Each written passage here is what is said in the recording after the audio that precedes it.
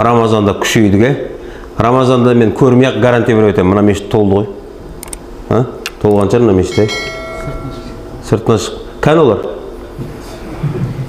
Олар Рамазанға құлшылық қылған олар. Расы да Рамазан келді күшейдік.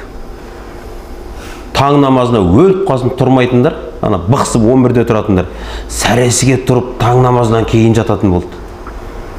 10 минуттық құптанға келмейтіндер, неждегі 1 сағаттық тарауыхта келіп тұрып берді ғой, Күніне 2 пашка темекі шегетіндер кешке дейін ораза ұстап шыдады ғой. Ораза келді күшейдік.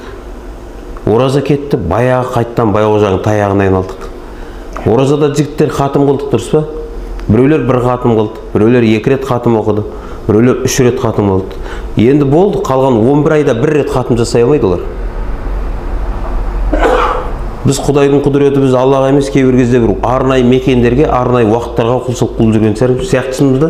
Өзің салыстырып көрші. Не? Рамазан айы, кәдімгі ай, күндер, дұрыс па?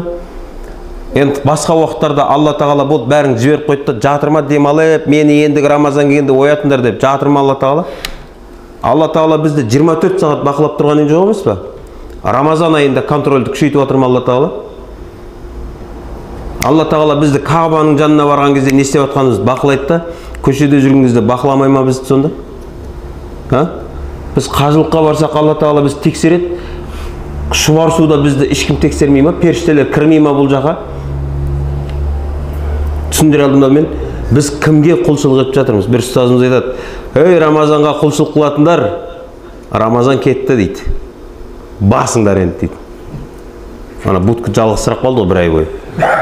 Ал құлшылық, Аллаға құлшылық қылатындар, біліп алыңдар, Алла тағала жыл 12 ай, 24 сағат сені бақылап тұр.